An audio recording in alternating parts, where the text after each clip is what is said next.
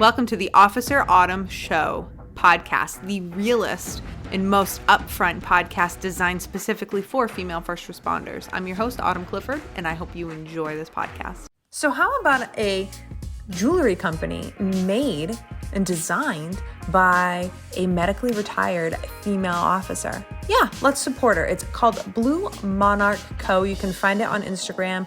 You'll be able to check it out in the show notes. Anyways, I've been wearing this necklace from her company since January. It has come I don't take it off. It comes in the shower, it comes in the tanning booth, it goes everywhere with me, and it looks amazing still. Go check it out because right now she's offering you, as one of my listeners, 40% off. The code is going to be right down in the show notes, along with the link to her website, and you can go check out the pictures of me wearing my angel necklace on Instagram if you have any questions. Hope you check them out.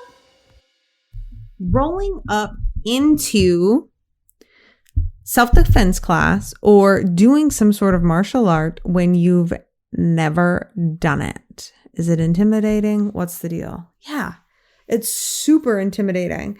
And I want to talk about it because your girl is getting back into it and I have all the feels and I can definitely relate to somebody who has never taken martial arts or it's been a while. So if you didn't know this, I've been in the martial arts since I've been 5 years old. I'm a second-degree black belt in Shotokan karate, although I trained in jiu-jitsu and judo, boxing, and Muay Thai kickboxing. So I've trained in a lot of different martial arts. I've actually on my own taken some Taekwondo, and I'm going to tell you right now, I have a lot of respect for anybody who studies Taekwondo. That shit is hard.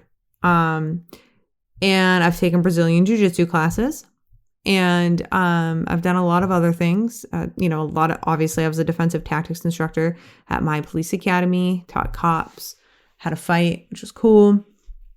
I've just taken a bunch of different stuff because I really enjoy the martial arts. But I was injured, obviously, and that's part of my whole story as why I'm not on patrol and why I'm not full-time anymore. And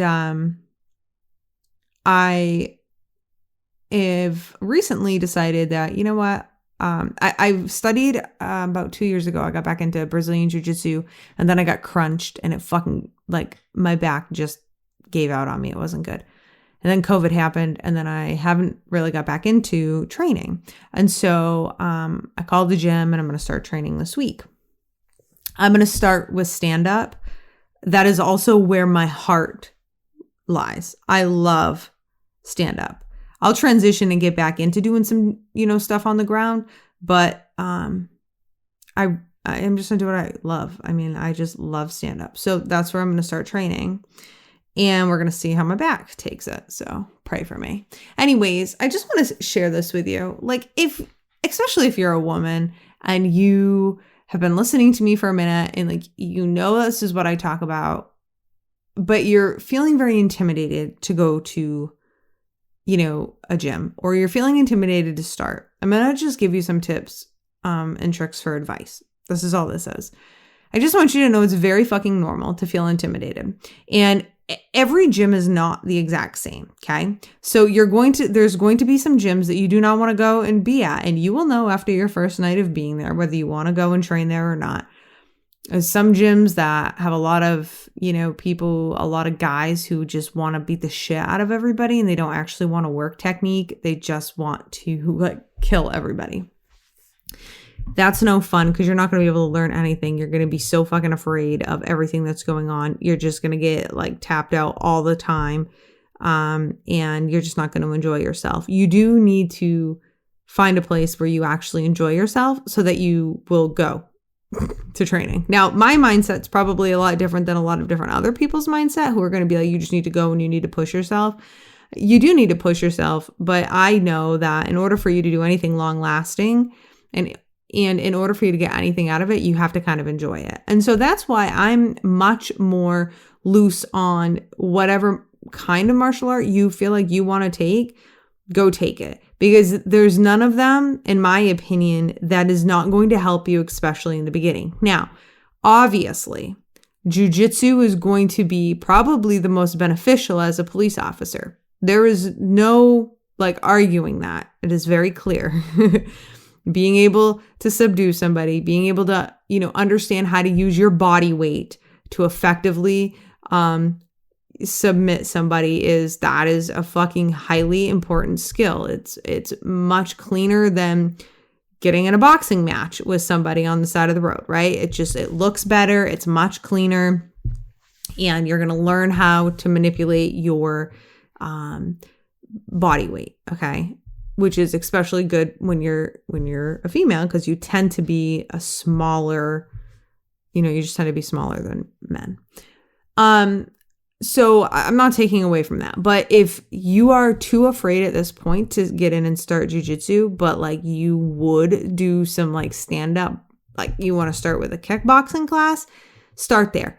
Just start someplace where you will just start going. That's the biggest thing is, and this is something that a lot of people don't talk about is, the fear of this. It is fucking nerve-wracking, right? It is. It's just nerve-wracking. It is what it is. So take a month of fucking some stand-up or do whatever. You know what I mean? Take a class for a month that you start to get comfortable at, and you start to get comfortable at the gym, and then move into jiu-jitsu or whatever. You don't have to be in shape to go to the gym in jiu-jitsu. It will get you in shape. And there is nothing that is going to get you into fighting shape like fighting. Now, we always want to be working out. You want to be maintaining your PT standards at the very fucking least at all times.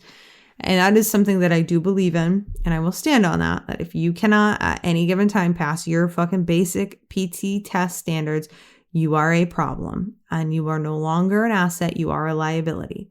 That's how I feel about that. But moving on from that, you don't need to be, just go and get in shape. You're going to be smoked. You're going to feel like you can't breathe. And there's going to be times where you can't breathe because you're getting choked. You're going to be all sweaty. You're going to be rolling around on the ground with men. It is not sexual. Find a gym that's cool like that. They'll work with you. Also, you don't need to roll in there and be like, yo, I'm a cop. In fact, I would tell nobody. And if you're in the process, I would tell nobody you're in the fucking process. And I would tell nobody that you're a cop. When I go, I'm not telling a fucking soul anything. They're not going to know I'm a second-degree black belt, and they're sure as fuck not going to know I'm a cop. Period. The end. They're not going to know that. Why the fuck am I going to tell them that? Why? So I got to go prove myself? They're going to know, let them just get to know you, That's the way that I see it. And then after, you've been there for a little while, and then they're like, hey, what do you do for work? Then you can tell them, you know what I mean? But in the beginning, yeah, come up with an excuse. Tell them anything. I was talking about this, and last week I gave a class. I taught a class for street cop training.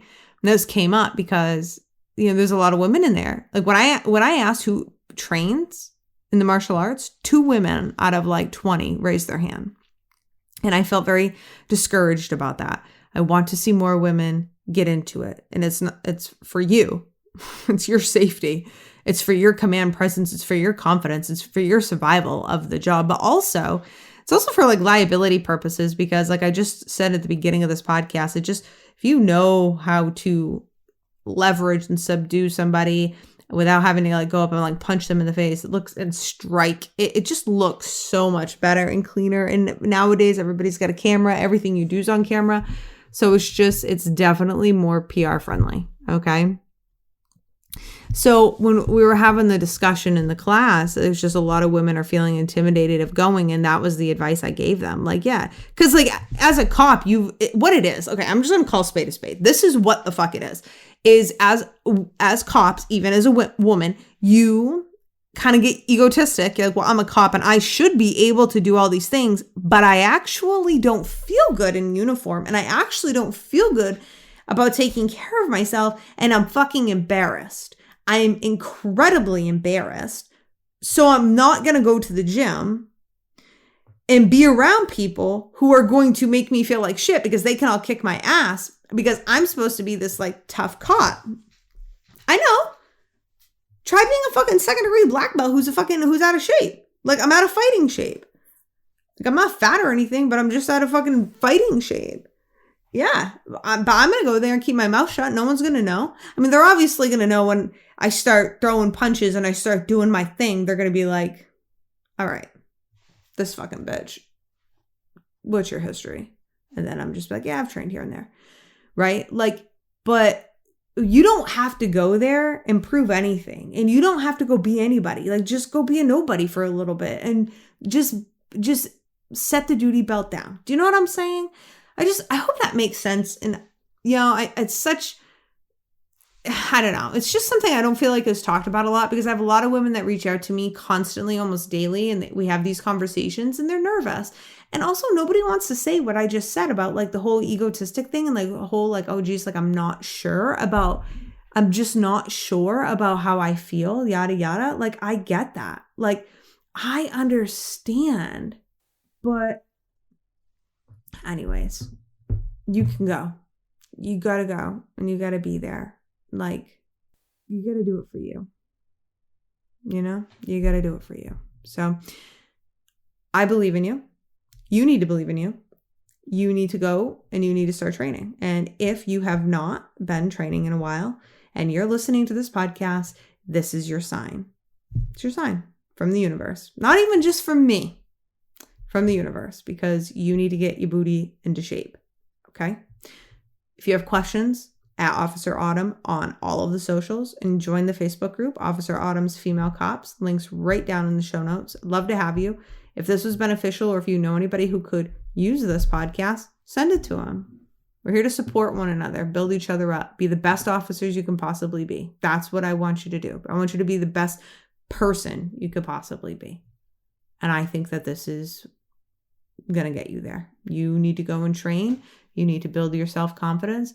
You need to step in to feeling empowered instead of disempowered.